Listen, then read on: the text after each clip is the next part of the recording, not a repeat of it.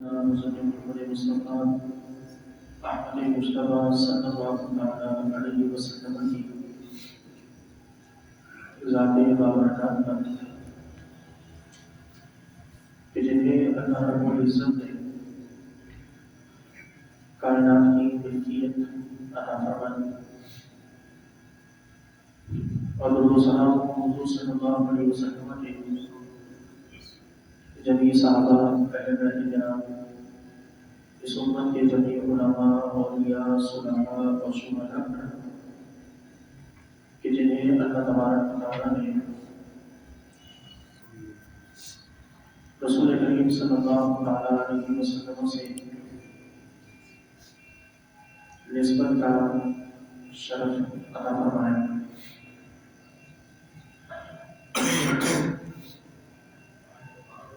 سامعین محترم، رسول اللہ صلی اللہ علیہ وسلم کی سیرت اور آپ صلی اللہ علیہ وسلم کا اسوہ ہمارے لیے یقینی طور پر نمونہ عمل ہے۔ ہماری نجات، ہماری تحریک و کامیابی حضور کی سیرت کے بغیر کسی بھی طور ممکن نہیں ہے۔ ہم اور آپ پابند ہیں اس بات کی کہ ہم اپنا ایک ایک لمحہ رسول کریم صلی اللہ علیہ وسلم کی حیات طیبہ کے مطابق اس انداز میں گزاریں کہ حضور صلی اللہ علیہ وسلم بھی ہم سے راضی ہوں اور اللہ رب کائنات بھی ہم سے راضی ہو کر ہم پر اپنا فضل اور رحمت نازل فرمائے۔ یاد رکھیے کہ اسلام ہمیں کلمہ پڑھنے کے بعد رسول اللہ صلی اللہ علیہ وسلم کی سیرت طیبہ کا اور آپ علیہ السلام کی تعلیمات کا پابند کرتا ہے، اور اس کا ذکر اللہ رب العزت نے قرآن مجید اور قرآن حکیم میں بھی بارہا فرمایا۔ ہم اور آپ اس دنیاوی زندگی کے جس سکون کے اور جس اطمینان کے متلاشی ہیں، ہم اور آپ جس کامیابی کے متلاشی ہیں، وہ کامیابی صرف اور صرف اللہ کے رسول صلی اللہ علیہ وسلم کی اطاعت میں چھپی ہے۔ حضور کی اطاعت کے بغیر کوئی کامیابی نہیں، اور حضور کی فرمانبرداری کے بغیر کوئی ترقی اور عروج نہیں ہے۔ بحیثیت مسلمان یہ چیز سمجھنا اور اس پر اپنا یقین پختہ رکھنا ضروری ہے۔ ہم اور آپ اگر چاہیں کہ کلمہ ہم اسلام کا پڑھیں، ہم اپنے آپ کو مسلمان ظاہر کریں، تعلق ہمارا اسلامی گھرانے سے ہو، لیکن ہمارا رہن سہن اسلام سے آزاد ہو، تو اللہ رب العزت اور اللہ کے حبیب صلی اللہ علیہ وسلم اس چیز کو پسند نہیں فرماتے۔ وہی مسلمان اللہ کی نظر میں حقیقی طور پر مسلمان ہے کہ جو ادخلوا فی السلم کافہ کے تحت اپنی زندگی کا گوشہ اللہ کی تعلیمات کے مطابق گزارے۔ ورنہ اللہ تعالیٰ قرآن میں ان الدین عند اللہ الاسلام نہ فرماتا یا پھر ادخلوا فی السلم کافہ نہ فرماتا، یہ دونوں فراہمی ہمارے لیے واضح ہیں کہ ان الدین عند اللہ الاسلام، اللہ کی بارگاہ میں معتبر ترین چیز کیا ہے؟ وہ ہے کہ جس پر اسلام کا ٹہل ہو۔ اب چاہے وہ نظریاتی طور پر ہو، اعتقادی طور پر ہو، عملی طور پر ہو، ہر معاملے میں اللہ تعالیٰ کی بارگاہ میں مقبول چیز صرف وہی ہے کہ جسے اسلام نے اپنایا ہے اور جسے اسلام نے اپنا کہا ہے۔ جس پر مہر اسلام کی اللہ نے یا اس کے حبیب نے لگائی، ہم اور آپ کی قولیں، ہم اور آپ کا تشخص، ہم اور آپ کی تعلیم، ہم اور آپ کے بنائے گئے اصول، یہ کسی شبہات میں نہیں آتے۔ ایسا ہرگز نہیں کہ مسلمان جسے اسلام سمجھے وہ اسلام ہے، ایسا ہرگز نہیں کہ مسلمان جسے بہتر سمجھے وہی بہتر ہے، بلکہ رسول اللہ صلی اللہ علیہ وسلم کے اصول اور اللہ کے تعلیمات کے خلاف اگر سارے مسلمان بھی متحد ہو جائیں تو وہ پھر بھی شریعت کے خلاف رہے گا، صرف مسلمانوں کے کسی کام میں پڑ جانے کی وجہ سے، جبکہ وہ چیز اسلام کے اصول سے ٹکراتی ہو، اللہ کی تعلیمات سے ٹکراتی ہو، اسے ہم اسلام نہیں بتا سکتے، نہ ہم اس پر اسلام کا اطلاق کر سکتے ہیں، نہ اسے اسلام کا نام دے سکتے ہیں۔ ہمارے یہاں مروجہ آج کے اس دور میں بہت سے عقائد و نظریات بھی اسلام کا نام لے کر ہمارے درمیان شامل کر دیے گئے، اور میں بہت ساری چیزیں ہیں عقائد و نظریات کی جب بات کی جاتی ہے تو صرف توحید و رسالت نہیں آتی، بلکہ اور بہت سی چیزیں، ان میں سے کچھ جو ضروریات اسلام میں شامل ہیں، کچھ وہ جو ضروریات اہل سنت میں شامل ہیں، اس کے انکار سے اسلام بندہ جو ہے وہ اہل سنت والجماعت سے خارج ہو جاتا ہے، اور کچھ کے انکار سے بندہ اسلام سے خارج ہو جاتا ہے۔ یہ دونوں قسم کی چیزیں ہمارے دین میں موجود ہیں۔ بہت سی چیزیں ایسی ہیں کہ جو ہمیں اہل سنت کے مسلک سے خارج کر دیتی ہیں، اور بہت سی چیزیں ایسی ہیں کہ جو ہمیں دائرہ اسلام سے خارج کر دیتی ہیں۔ مثال کے طور پر کوئی شخص رسول اللہ صلی اللہ علیہ وسلم کی ختم نبوت کا انکار کرے تو ایسا نہیں کہ وہ سنیت سے خارج ہو رہا ہے، وہ اسلام سے خارج ہے، کیونکہ یہ ضروریات اسلام میں سے ہے اللہ کے نبی کو آخری نبی ماننا،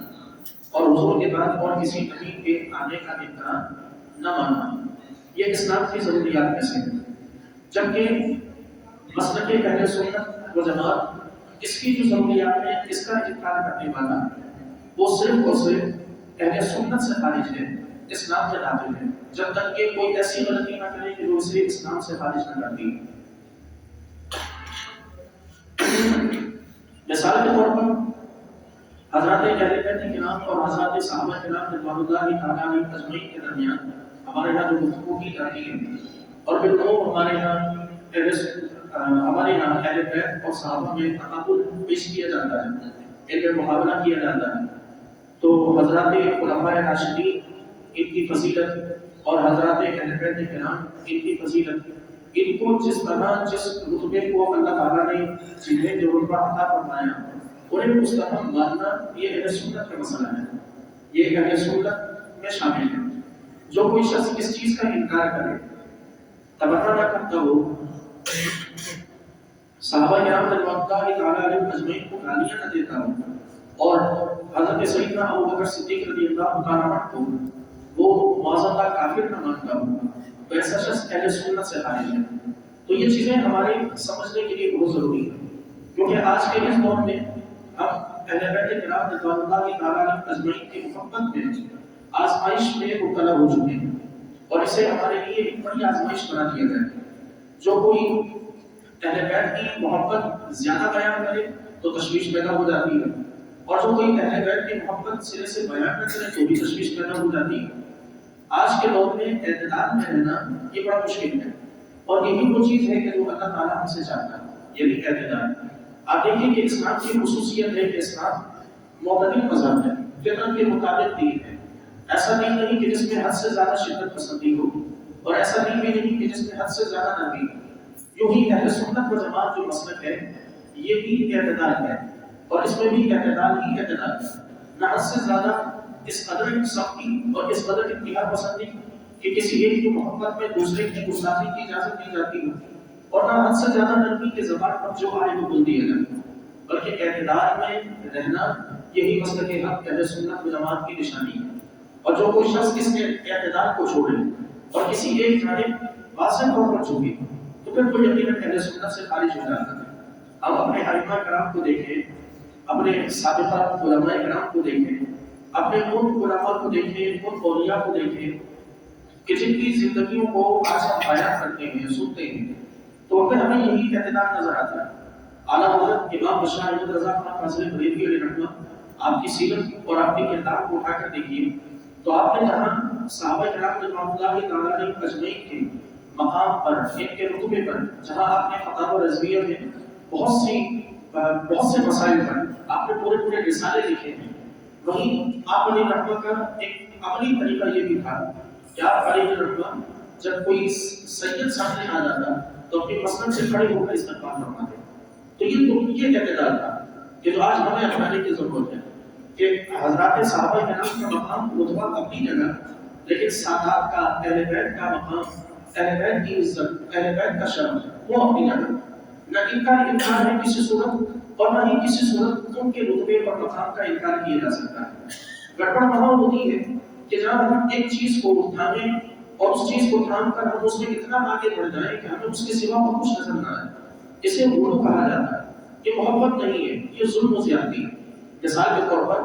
آپ اپنے والد سے محبت کرتے ہیں، اپنے والد سے محبت کرتے آپ اس میں اتنا آگے بڑھ جائیں کہ اپنے چچاؤں کو گالیاں دینا شروع کر دیں تو لوگ ظالم کہیں گے. آپ کو لوگ باپ سے محبت کرنے والا نہیں کہیں گے. لوگ یہی کہیں گے کہ اگر باپ سے محبت ہوتی تو باپ کے بھائیوں کی عزت کرتا. باپ سے محبت نہیں ہے تبھی تو باپ کے بھائیوں کی انہیں گالیاں دے رہا، انہیں برا بھلا کہہ رہا. باپ سے محبت ہے تو تقاضا ہے کہ باپ کے دوستوں کے ساتھ اس نے سلوک ہو. اور یہ حدیث کے الفاظ ہیں کہ حضور سے سوال کیا گیا کہ یا رسول اللہ صلی اللہ علیہ وسلم میرے والدین کا انتقال ہوا تو کیا مرنے کے بعد بھی ان کی کچھ حقوق ہے کچھ پر؟ تو حضور نے فرمایا کہ ہاں ان کے دوستوں کے ساتھ اس نے سلوک کرنا، یہ ان کے مرنے کے بعد یہ تمہارے والدین تم پر تمہارے والدین کا حق ہے. تو یہاں یہ چیز ہمیں سمجھائی جا رہی ہے کہ محبت ہے ہی یہی کہ آس پاس کی نسبت رکھنے والے، تعلق رکھنے والے سب کی عزت کی جائے، نہ یہ کہ ایک فرد کی محبت میں اتنا آگے بڑھ جایا جائے کہ بقیہ افراد کے مقام رتبے کو گھٹا کر آپ غلط کرو شروع کر دیں، بقیہ افراد کے بقیہ لوگوں کی عزتوں کو آپ پامال کرنا شروع کر دیں. اور یہی چیز سکھائی جاتی ہے ہمیں. ہمارے بزرگان دین نے، ائمہ اور اولیاء نے یہی چیز سکھائی کہ حضرات صحابہ کرام کی محبت یقیناً ہے، لیکن وہاں اب اس بات سے اندازہ لگائیے کہ کوئی شخص اگر یہ کہے، علماء کرام نے اس بات سے بھی منع کیا کہ کوئی شخص یہ کہے کہ حضرت عمر رضی اللہ عنہ امام حسین سے فلاں چیز میں 1000 درجے افضل ہے. یہ کہنا بھی منع ہے. کیوں؟ اس لیے کہ یہاں رتبوں میں تقابل ہے، ہمیں تقابل کی اجازت نہیں ہے. ہمیں بس یہ کہا گیا کہ اللہ نے اہل بیت کو جو مقام و رتبہ دیا وہ مقام و رتبہ تقاضا کرتا ہے کہ ان سے محبت کی جائے. اور اللہ تعالیٰ نے صحابہ کرام کو جو حضور سے نسبت اور حضور سے جو تعلق کی وجہ سے جو عزت اور جو شرف عطا کیا وہ تقاضا کرتا ہے کہ ان سے بھی عزت اور ان کا بھی احترام کیا جائے. نہ ان کی گستاخی کی اجازت ہے، ان کی محبت میں آگے بڑھ جائے کہ کوئی حضرت ابوبکر صدیق رضی اللہ عنہ کی صداقت کا نعرہ لگائے اور مولائے کائنات حضرت علی رضی اللہ عنہ کی گستاخی کرے. اسلام ہرگز اجازت نہیں دیتا اور نہ ہی ائمہ اور اولیاء اور علماء اس بات کی اجازت دیتے ہیں. اور نہ اس بات کی اجازت ہے کہ کوئی حضرت سیدنا عمر فاروق رضی اللہ عنہ کا مقام بتائے اور حضرت عمر فاروق کے مقابلے میں حضرت فاطمہ کی شان کو گھٹانے کی کوشش کرے. اسلام ہرگز اجازت نہیں دیتا. اسلام یہ کہتا ہے اور شریعت یہ بتاتی ہے کہ یہ دونوں کے دونوں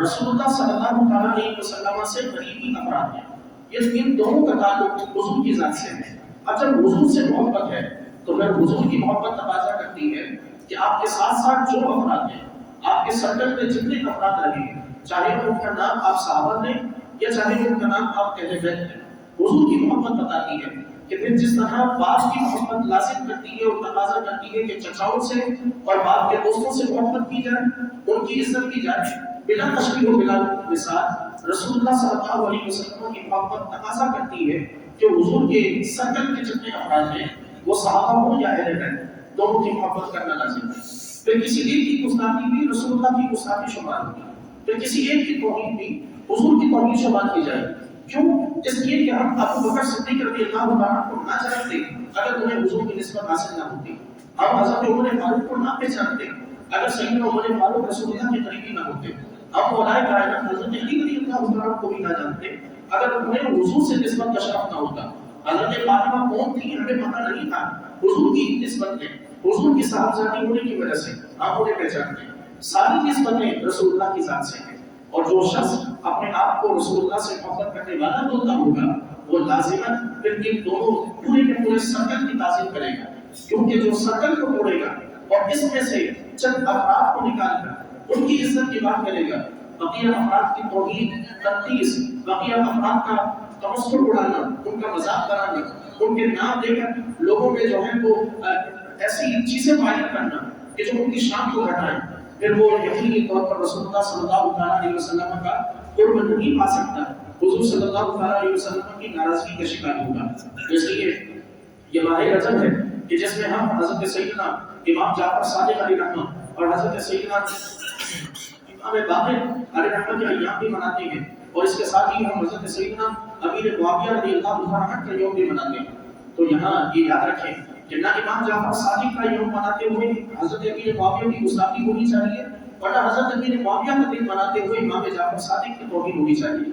امام حضرت سیدنا امیر معاویہ رضی اللہ عنہ کا مقام اپنی جگہ، اور حضرت سیدنا امام جعفر صادق علیہ رحمہ کا مقام اور رتبہ اپنی جگہ ہے۔ جو رسول اللہ صلی اللہ علیہ وسلم سے تعلق رکھتے ہیں، جو حضور سے نسبت رکھتے ہیں، وہ سارے کے سارے ہمارے لیے قابل احترام۔ اب ان کے درمیان میں کیا ہوا، اس دور میں کیا ہوا، نہ ہم اس دور میں تھے، نہ کل بروز قیامت ہم سے سوال ہوگا۔ اللہ تعالیٰ ہم سے یہ نہیں پوچھے گا کہ حضرت علی اور حضرت امیر معاویہ کے درمیان جنگ کیوں ہوئی تھی، رب ہم سے یہ پوچھے گا کہ تم نے اپنے دور میں ان کی عزت کتنی کی۔ اللہ ہم سے یہ نہیں پوچھے گا کہ حضرت ابوبکر اور حضرت فاطمہ رضی اللہ عنہما کے درمیان آپس میں بات کیا ہوئی تھی۔ اللہ تعالیٰ ہم سے یہ پوچھے گا کہ تم نے حضرت فاطمہ کی محبت کی، ان سے محبت کی، ان کا احترام کیا یا نہیں، تم نے حضرت ابوبکر صدیق کا ادب اور ان کا احترام کیا یا نہیں، یا تمہیں یہ نہیں پتا تھا کہ سیدنا صدیق اکبر وہی ذات ہیں جسے نے حضور نے اپنے مصلی امامت پر کھڑا کیا، کیا تمہیں نہیں خبر کہ حضرت فاطمہ وہ ذات ہیں کہ جو اگر حضور کے پاس آتی تو رسول اللہ اپنی جگہ سے کھڑے ہو کر ان کا استقبال فرماتے ہیں۔ رب تعالیٰ ان کے درمیان ہونے والے واقعات کے متعلق ہم سے کبھی کوئی سوال نہیں کرے گا، کیونکہ ہم اس دور میں نہ موجود تھے، نہ ہم اس دور کے متعلق کوئی سوال کا جواب دے سکتے ہیں، اور نہ اللہ تعالیٰ نے ہم سے اس دور کے متعلق کسی قسم کا سوال کرنا ہے۔ تو یاد رکھیں کہ ہمیں اپنے طور پر اپنے آپ کو رب کے حضور حاضر ہونے کے لیے تیار کرنا ہے۔ ہمیں ہمارے نامہ اعمال پر اس سے کوئی فرق نہیں پڑے گا کہ سیدنا صدیق اکبر اور سیدنا فاطمہ کے درمیان کیا ہوا، ہمارے نامہ اعمال پر اس سے کوئی فرق نہیں پڑے گا کہ حضرت علی اور حضرت امیر معاویہ رضی اللہ عنہما کے درمیان جو کچھ ہوا وہ کیوں ہوا، وہ اللہ تبارک و تعالیٰ کے مقربین ہیں، رب جو چاہے ان کے درمیان فیصلہ فرمائے۔ لیکن ہمارے لیے یہ لازم ہے کہ ہم ان دونوں ہستیوں سے محبت رکھیں، ہم ان تمام سے محبت رکھیں، تاکہ ہم اپنی قبر میں کامیاب ہو سکیں، ہم کل بروز قیامت اللہ کے حضور کامیاب ہو سکیں، اور ہم ان میں سے کسی ایک کی توہین کی وجہ سے اس بات کا شکار نہ ہو جائیں کہ رسول اللہ کے دربار میں پہنچیں، حضور کے دربار میں ایک طرف حضرت علی کھڑے ہوں، دوسری طرف حضرت ابوبکر صدیق کھڑے ہوں، تو رسول اللہ صلی اللہ علیہ وسلم کے دربار میں جب ہم پہنچے تو سیدنا صدیق اکبر ہم سے منہ پھیر لیں، اور ان کے منہ پھیرنے کی وجہ سے رسول اللہ ہم سے منہ پھیر جائے۔ کہیں ایسا نہ ہو کہ ہم حضور کے دربار میں حاضر ہوں تو حضرت علی ہمیں دیکھ کر منہ پھیریں اور حضور ان کی وجہ سے ہم سے اعراض فرما دیں۔ یقین جانے ساری زندگی کے نماز، روزے، زکات، حج سب بیکار و ضائع ہو جائے گا اگر بروز قیامت رسول اللہ نے ہم سے منہ موڑ دیا۔ تو اس لیے آج کا پیغام بس یہی ہے کہ حضور اکرم علیہ السلام سے اگر محبت کرتے ہیں، حضور سے اگر محبت کا سچا دعویٰ ہے تو حضور سے نسبت رکھنے والے ایک ایک فرد کا ادب کرنا سیکھیے، ایک ایک فرد کا احترام کرنا سیکھیے، ایک ایک فرد سے محبت رکھنا سیکھیے، کہ اسلام ہمیں یہی کچھ سکھاتا ہے۔ اسلام میں کسی دشمن کو گالی دینے کی اجازت نہیں ہے، تو یہ تو اللہ کے مقربین لوگ ہیں، یہ تو وہ لوگ ہیں جن کا اٹھنا بیٹھنا رسول اللہ کے ساتھ تھا، تو انہیں ایک برا بھلا کہنے کی اجازت کیسے ہو سکتی ہے؟ اسلام میں ہر جانے والے ایک عام نارمل ایک عام سا شخص کتنا ہی گناہگار کیوں نہ ہو، کتنا ہی سیاہکار کیوں نہ ہو، ہمیں اس کے بارے میں اس کی کتنی ہی گناہ پتا کیوں نہ ہو، اسلام موت کے بعد اس پر تبصرہ کرنے کی اجازت نہیں دیتا۔ ایک عام فرد اس کے متعلق اسلام ہمیں روکتا ہے۔ رسول اللہ کی حدیث ہے، حضور نے منع فرمایا کہ تم میں سے کوئی شخص اپنے پر جانے والے بھائی کو برا نہ کہے، حضور کی حدیث ہے۔ تو ایک عام فرد کے لیے جو اسلام کا اصول یہ ہے کہ اس کی موت کے بعد اسے برا بھلا نہیں کہا جا سکتا۔ تو ذرا سوچئے کہ اتنی بڑی ہستیوں کے متعلق زبان درازی کی اسلام کس طرح اجازت دے سکتا ہے۔ خالق کائنات سے دعا ہے کہ پروردگار ہم سب کو اپنے ایمان اور اپنے عقیدے کے تحفظ کی توفیق عطا فرمائے۔ وآخر دعوانا